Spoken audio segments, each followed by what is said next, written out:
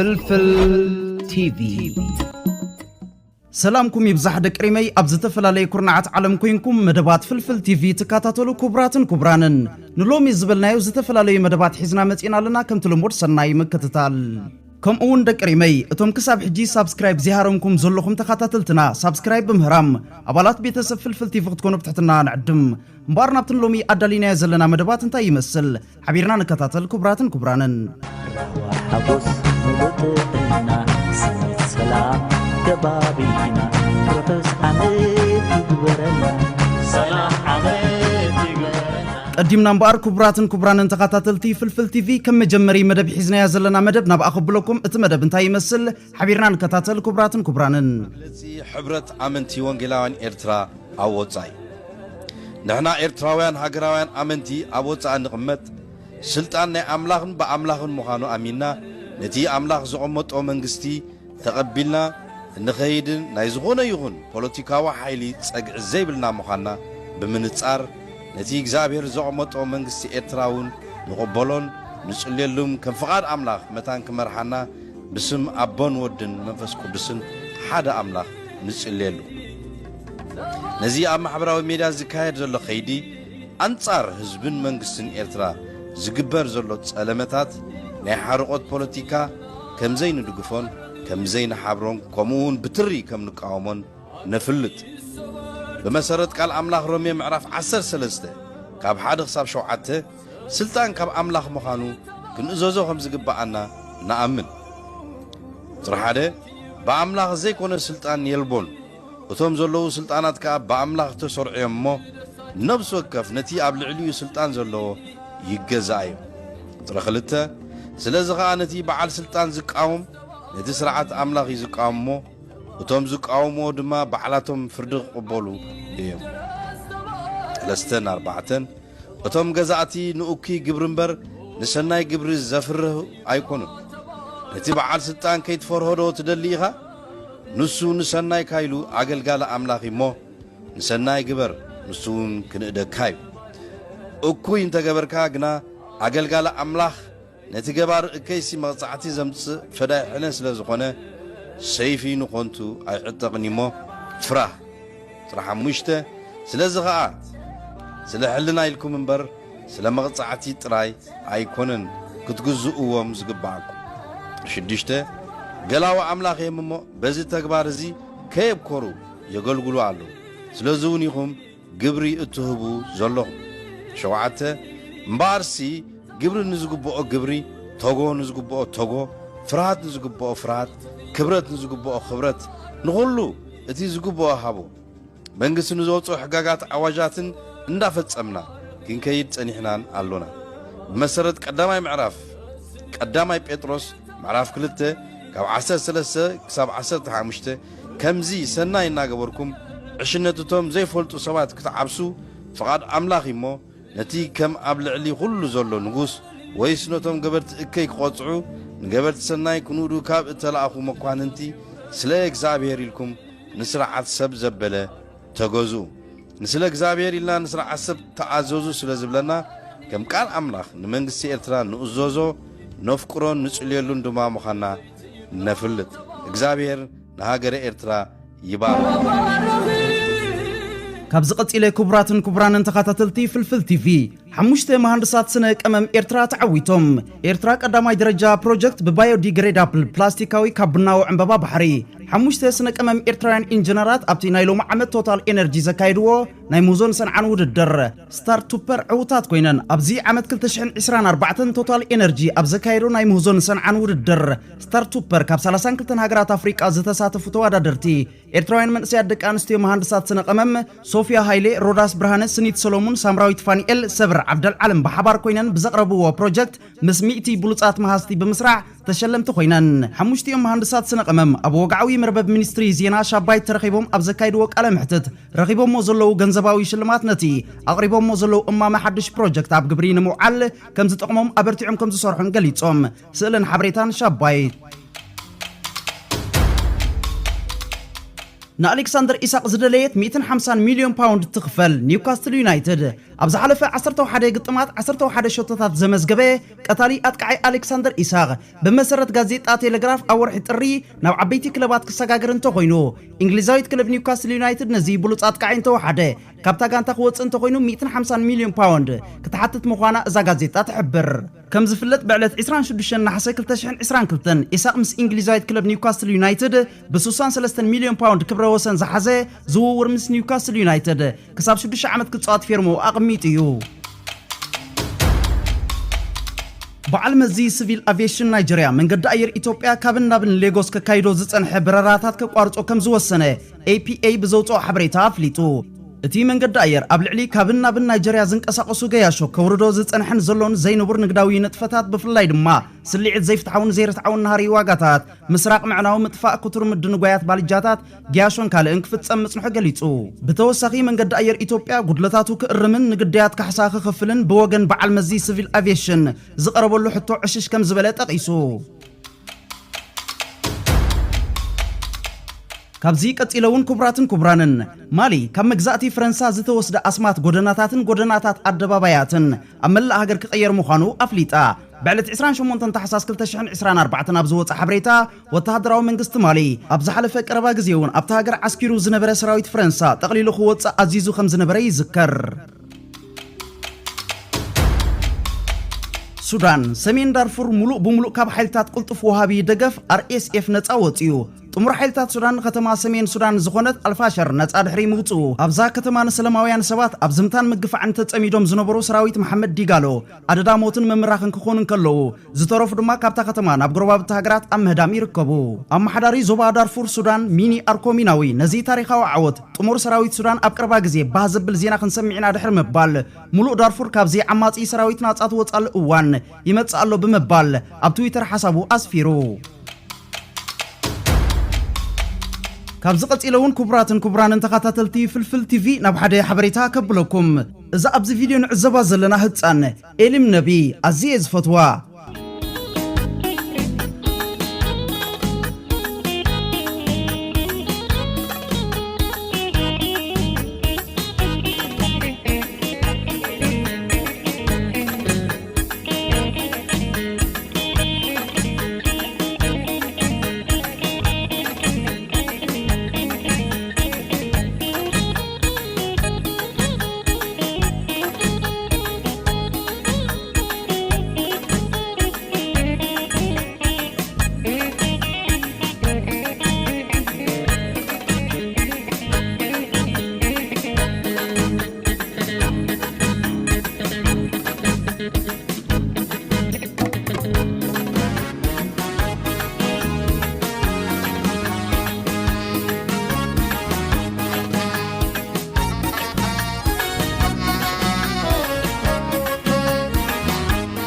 كم زغمايون بزحات إرتراويان نزا أزيان استي زغونت هتسان كل إرتراوي فتوى مخانو زماتا أيكونن كبور سنة ببنيا دراسن دايركترن أول سعيدون كابتينا بهزبي زرقحو أواناوي بروساتو نهزبي لعل منقحو حتى زقدفن لعل فلتت زقس من مدباتو نزا أزيا بلستي زغونت هتسان أم مدباتو يأتي واني رئيو سدرا كب وقع لنا وقع سدرا ودحاو بوي لومي سلامتا تقرب لنا ذا شكورينا غلعا نحنا إرتراويانينا ودوق انجيرال إلنا السلام حلالات هزبي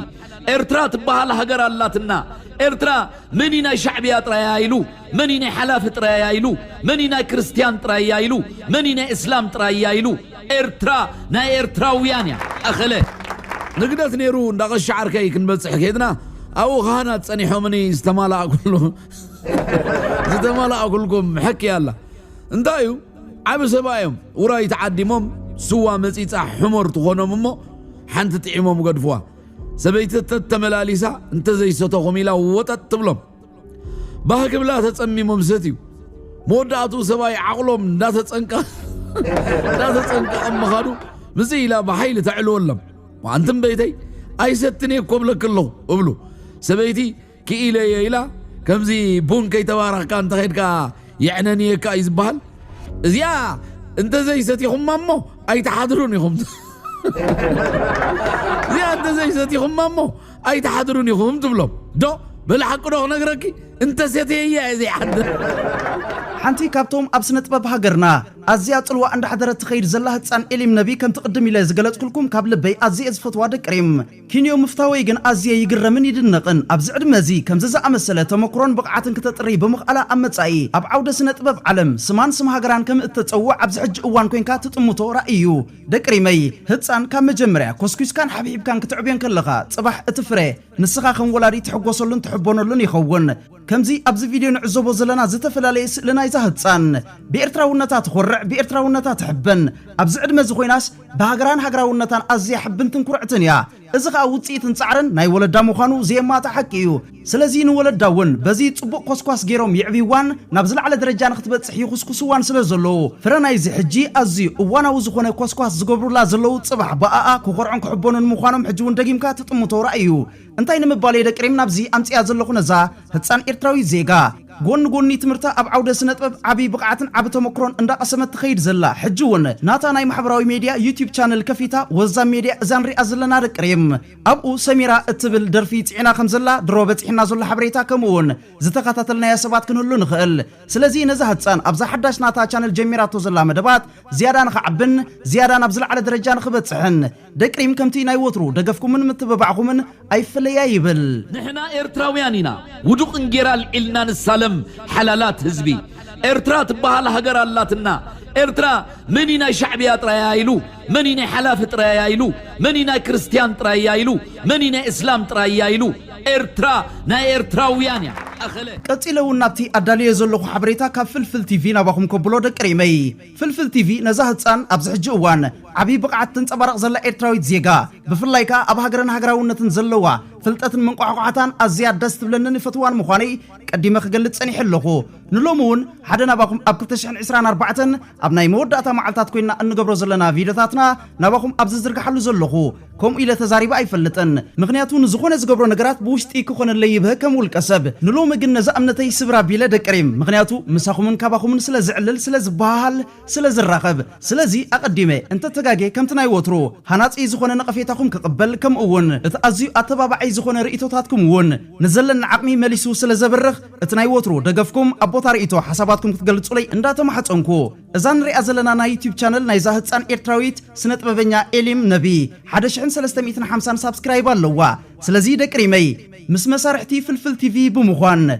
نزانا يوتيوب channel ناي زاهتصان 5000 سبسكرايب انت بتحو بمغنيات 2025 رحس حدش عمت اندابلنا نزا بلصتي هتصان عبر ازلوا إرتراويت سنت ببنيا إليم نبي حدا هياب كنهبا كمون 10,000 سبسكرايب انت بتحاون كلاي هي ادالينا خنهبا سلازي اسكم سبسكرايب بمغبر 5,000 و 10,000 كتبصحولا نحناغا ابالات بيتسب فلفل تيفي بدنصي ابالاتن تخاتاتلتن بيتسب فلفل تيفي زترالو هيابات ناب اخنا بتصح مخنا دغيمنا بتحتنا خنعدم نفطو سلازي دقريمي 10,000 و 5,000 بصحولا ابوتا رئيتوغا ابالات بيتسب فلفل تيفي لكم اتناي وترو نعي ازيو باهزبلنن زحقسنن نمنفسي ممليسو حيلي زوسخلي ابوتا رئيتو ابالات بيتسب فلفل تيفي لكم كتصحفو دقيمه بتحتنا يعدم سلازي دقريمي نخيد دابزا نا يوتيوب channel كيدنا سبسكرايب نكبر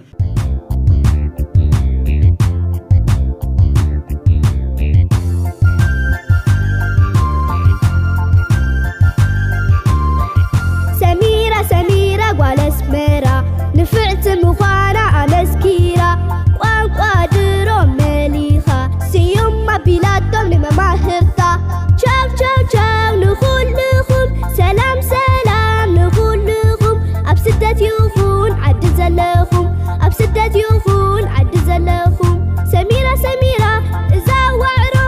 موديل تماهرو كوينا لا كل زمنيو كوينا لا كل زمنيو نسدرقا تأززم نعبيتي تخبرهم سميرة إذا هبرم سميرة إذا هبرم حجي زلا أبسدت قداميتي وتاكم يونيت نخلنا يا أبنت نخلنا يا أبنت كابز قتيلنا بكال مدب كبلكم دقيمة سناي مكتتال بز مسرت زدما أبكا سلاز نبورو إرتراوين واتهدرات سودان بقدامنت نسيدنا محمد كرخبو بموسان نسيدنا أبتغادو بسودان عشير أبتبها البوتا قصر حزوم انتقونا أمعالت قصر عشير مسبصحو كاب سيدنا أبتسنة يزلو كابيتانو عبد القادر ይከታተለና ስለ ዘሎ ኣብ ፈለሳ ብምበር ኣብ ዓሽር ኣይጸንሐኩምኒ ትብል መልእኽቲ ጸኒሐቶም በዝ ድማ ጉዕዞኦም ንፈለሳብ ቀጺሎም ንሰይድና ረኸብዎም ሰይድና ዕላምኦም ስሞም ብዝሖም እድሪስ መሐመድ ኣድም ምስኣቶም ምህላውን ዘይምህላውን ሓተቶም ኩሉ ዘረቦም ምስ ሰምዐ ድማ ከም ዝበሎም ተበጊስና ኻበልኩም ኣነ ዘድሊ ክቕርቤ ክልተ ኣባትር ኣግማልን ሓደ በትሪ ኸብትን ካባይ ተጸበ ይበሎም ሓንቲ በትሪ ማለት 100 ጥሪት እዩ ዝውክል ስለዚ 200 ግማልን 100 ኸብትን ካባይ ተጸበዩ ኢልዎም ማለት እዩ ሓንቲ ኣቡ ካምሳ ዓይነት ጠበንጃ ካባይ ድሎ ይበሎም እዘን ሰለስተ በትሪ ሸጥኩም ገንዘብ ይኹን ብረት ከም ጸኣልኩም ይኽእለየን ኣነ ኸዓ ኣብ ዝሙሉእ ባርካ ተንቀሳቒሰ በታ ዝፈልጥዋ ቋንቋን ኣነ ዝደልያ ነገርን ንህዝቢ ክሕብረ ንስኻትኩም ብደገን ተዓይኹም ንሕና እውን ብውሽጢ ክንሰርሕ ኢና በሎም ድሕሪ ወርሒ ካልኣይ ቈጸራ ካባ ካራብ ጥቓ ኬሩ ኣድም ኣኑር ቲታን መሐመድ ኣድም ገሲርን ካብ ከሰላ መጺኦም ንሰይድና ምስ ረኸብዎ ሰይድና ንቐጻሊ መልእኽቲ ካብን ናብን ሰይድናን ከሰላን ዘበጻጽሕ መስመር ከም ዘድሊ ገሊጹ ኣብ ፍሉያት ቦታታት እሙናቱ ረቑሑ ሃቦም መብጽዓ ዝኣተወሎም ገንዘብን ኣቡ ካምሳ ጠበንጃን ድማ ኣብ ዝጠዓመ ግዜ ክወስድዎ ከም ዝኽእሉ ሓበሮም ሰይድና ኣብቲ እዋን እቲ ኣብ ቁርደት ንዝተኻየደ ሚስጥራዊ ኣኼባ ኣብ ምምእዛን ዝለዓለ ተራ ዝተጻወተ ኤርትራዊ ሓርበኛ እዩ እዚ ናይ ሚያዝያ 1961 ሚስጥራዊ ኣኼባ ቁርደት ሓመድ እድሪስ ዓዋተ ዝተረኽበሉ ድማ እዩ ኣብታ ኣኼባ ሼኽ መሐመድ ዳውድ ንሓመድ እድሪስ ዓዋተ ንሰውራ ክዳሎ ተወኪስዎ ሓመድ ድማ ሙሉእ ብምሉእ ተሰማምዐ ኣብቲ ግዜቲ ብወተሃደራዊ ብቕዓትን ሃገራዊ ስምዒትን ካብ ዝስመዩ ሰባት ሓደ ሓመድ እድሪስ ዓዋተ ነበረ ሓመድ ድሕርቲ ኣብ 1940ታትን 50ታትን ዝነበረ ናይ ሽፍትነትን ጸረ ሽፍትነትን ቃልሲ ኣብ ገርሰት እዩ ዝቕመጥ ዝነበረ ንሱ ኣብ ግዜ ሰለማዊ ናብራ ከይተረፈ ንዝተዘምታ ይመልስ ካብ ሸፋቱ ይከላኸል ብምንባሩ መንግስቲ ብጽቡቕ ዓይኒ ይጥምቶ ይነበረን ኣብ መጋቢት 1956 ሓመድ ከባቢኡ ክሕሉ ብረትን ምዱብ ደሞዝ ዘሎ ናይ ሓለዋ ሓይልን ክወሃቦ ንዘቕርቦ ጠለብ መንግስቲ መልሲ ኣይሃበሉን ዝነበረ ኣብቲ ፖለቲካዊ ኩነታት ኤርትራ ናብ ዝበኣሰ ዝኸደሉ ዝነበረ ግዜ ድማ ሓመድ እድሪስ ዓዋተ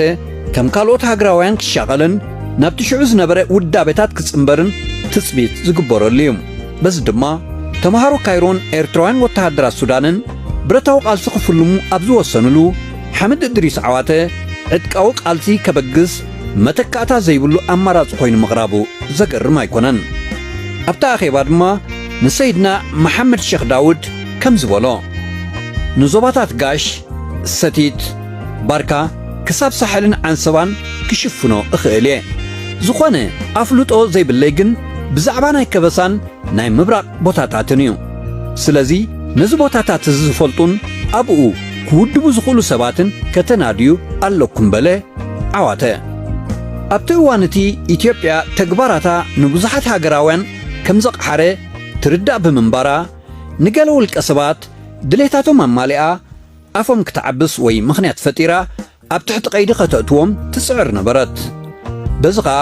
ኣዛዚ ፖሊስ ኤርትራ ዝነበረ ጀነራል ተላ ዕቑቢት ንሓመድ ብዛዕባ እቲ ኣብ 1956 ኣቕሪብዎ ዝነበረ ናይ ብረት ጠለብ ከዘራርቦ ድሕሪ 5 ዓመት ምዃኑ መልእኽቲ ሰደደሎም ኣመሓዳሪ ወረዳ ተሰነይ ድማ ብ31 ሓምለ 1961 ንሓመድ ዓዋተ ኣዛዝ ፖሊስ ከዛርቦ ይደሊ ከም ዘሎ ገለጸሎም ሓመድ ስለዘይኣመኖ ግን ኣይተቐበሎን ኣመሓዳሪ ተሰነይ ድማ ንመሓዳሪ ኣውራጃ ባርካ ዑመር ሓሰኖ ባዕሉ ንሓመድ ረኺቡ ከዘራርቦ ሓሳብ ኣቕርበሎም ብክልተ ነሓሰ 1961 ሓመድ ኣብ ገርሰት ምስ ዑመር ሓሰኖ ኣብ ዝተራኸበሉ ንጀነራል ተላ ዕቑቢት ክረኽቦ ከም ዘይደሊ ገለጸሎም ዑመር ግን ኣብ ቁርደት ን15 መስከረም 1961 ከራኽቦም ቈፀረ ሓዘ ኣብቲ ግዜቲ ብኢብራሂም መሐመድ ዓልን ዑመር ኬራይን ዝምርሑ ሸፋቱ ናብ ሰለማዊ ናብራ ክመልሶም ንሓመድ ተደጋጋሚ ጸቕጢ ይገብሩሉ ነይሮም እዮም። ሓምድ ዓዋተ ብወገኑ ንሱ ሰለማዊ ሰብ ምዃኑ ንዝኾነ ሰብ ናብ ሽፍትነት ከወፍርን ካብ ሽፍትነት ክመልስን ክእለት ከም ዘይብሉ ይነግሮም እኳ እንተነበረ ንሳቶም ግን ካብ ዝባኑ ምውራድ ኣበዩ። እቲ ብባህሪኡ ዘይተጸዓዲ ሓምድ ንጸቕጥታት መንግስቲ ዝጻወር ዓቕልን ብውዲታቶም ዝታለል ልቦናን ፍጹም ኣይነበሮን። መንግስቲ ኣብ ልዕሊኡ ትገብሮ ዝነበረት ተጽዕኖ ሸፋቱ ዝዘምትዎን ዝነበሩ ኸብቲ ስለ ዘሻቐላ ዘይኮነ በቲ ሰውራ ንምጅማር ዝካየድ ዝነበረ ምስጢራዊ ርክባት ተጨኒቓ ምዃና ተረዲእዎ ኸዓ ነበረ ሓምድ እድሪስ ዓዋተ። ሓምድ ዋላ እኳ ሰውራ ንምጅማር ቃልይእቶ ብረት ከይሓዘ ብጾት ዝኾንዎ ኸይወደበ ኩነታት ናይቶም ኣብ ሱዳን ዝነበሩ ወተሃደራት ከየጣለለ ክወፅእ ብፍጹም ሓሳብ ኣይነበሮን። ነቲ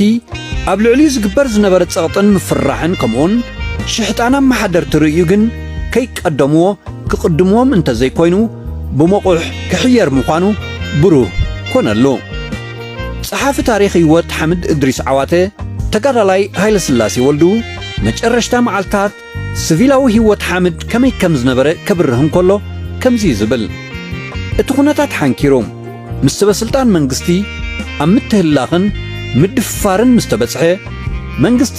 ኣብ ልዕሊ ሓምድ እድሪስ ዓዋተ ህፁፅ ስጉምቲ ክትወስድ ወሰነት። ፈለማ ግን መን ይፈልጥ ሓሳቡን ተቐየረ ንኾንደኾን ናይ መወዳእታ ደብዳቤ ይለኣኸሉ ተባሂሉ ዕሽግቲ ቡስጣ ከም ዝተሰደደሉን ከም ዝነፀጎምን ኪዳነ ህዳድ ይሕብር ይብል እሞ ብ17 ነሓሰ 1961 ሓምድ ኣቦ ዓሸራ ዓጢቑ ናብ ቃልሲ ከም ዝነቐለ ይገልጽ። ሓምድ እድሪስ ዓዋተ ኣብ ጸሊም ክረምቲ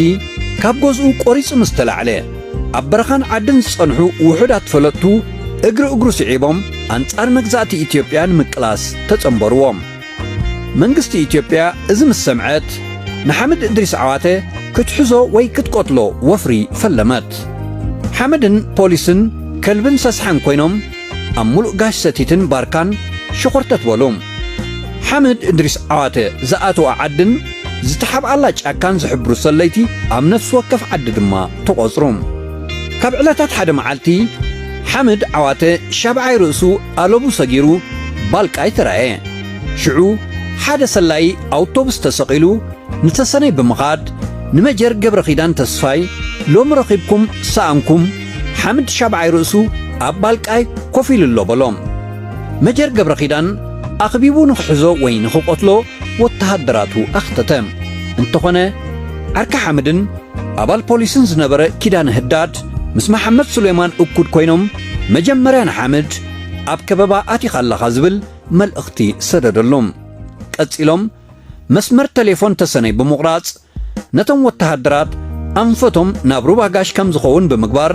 ንሓምድ እድሪስ ዓዋተ ካብ ማእሰርቲ ወይ ሞት ኣድሓንዎም። እዚ ፍጻመ እዚ ኣብ መወዳእታ ወርሒ ነሓሰ ነበረ። ብሓደ መስከረም 1961 ዓመተ ምህረት ሓምድ እድሪስ ዓዋተ ምስ ገለ ብጾቱ ናብ ወገን ላዕላይ ጋሽ ገጹ እናተጓዕዘ እንከሎ ምስ በዓል ዓዋተ መሓመድ ፋይድ ኣብ ሓደምደሚ ተረኸበ። ካብ ሓደ ድኳን ስንቂ ዝኾኖም ኣስቤዛ ድሕሪ ምዕዳግ ድማ ጠያይት ንሰማይ ብምትኳስ ሰውራ ኤርትራ ከም ዝተጀመረ ኣወጁ። ሓምድ ዋላ እኳ መፋርቕ ነሓሰ 1961 ካብ ገዝኡ እንተወፀ ቀዳመይቲ ምስ ሓይሊ ፖሊስ ኣብ ጎቦ ኣዳል ዝገጠመላ መዓልቲ 26 መስከረም 1961 ዓመተ ምህረት እያ። ሓደ መስከረም እምበኣር ሓምድ ኣብ ሃደምደሚ ሰውራ ከም ጀመረ ዘበስር ጠያይት ዝተኰሰሉ ደኣ እምበር ውግእ ኣዳል ዝተኻየደላ ዕለት ኣይኮነትን። ቅድሚ ክረምቲ 1961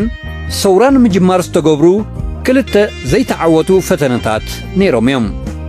በዓሉ ሓምድ ኣብ 1956-57 ናብቲ ሽዑ ኣብ ቁርደት ዝነበረ ኣቦ እምበር ባይቶ ኤርትራ ነበር እድሪስ መሓመድ ኣድም ብምኻድ ብረት ሒዙ በረኻ ክወፅን ኣንጻር ኢትዮጵያ ክቃለስን መደብ ከም ዘለዎ ሓቢርዎ ነይሩ እዩ። እንተኾነ እድሪስ ብግስ ከይበልካ ከጥፍኡኸዮም ስለ ዝበሎ ከም ዝተመልሰ ጸሓፍ ታሪኽ ኤርትራ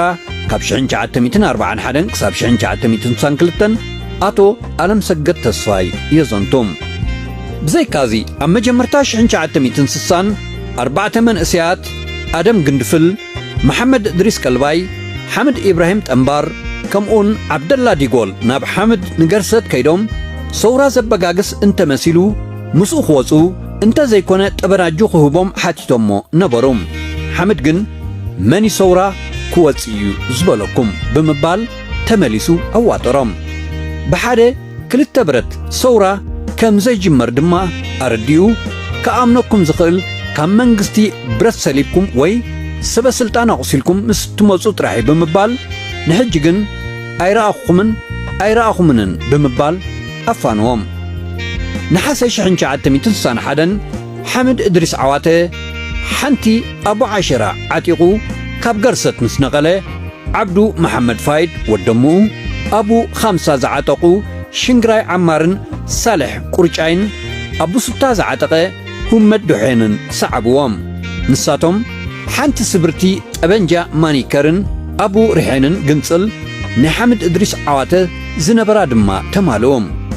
ኣብ ሃደምደሚ ዘርከቡ ኢብራሂም መሐመድ ዓሊ ሳልሕ ሓጅ ዓዋተ መሐመድ ፋይድ ድማ ተወሰኽዎም ብኸምዚ ኸዓ ሰውራ ኤርትራ ደቂ ሪሜይ ክሳብ ብኻልእ ቪድዮ ዝምለሰኩም ጠጥዕሙ ሰሰናይ ጠጥዕሙ ንዑሱባት ውድቀት ውሁድ ቅኒትና ሃገራዊ ኽብረት ዘለዓለማዊ ዝኽርን ሰማዕታትና ወትሩ ዓወትና ሓፋሽ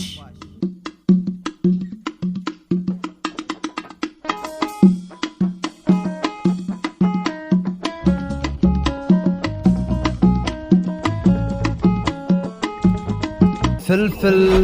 ቲቪ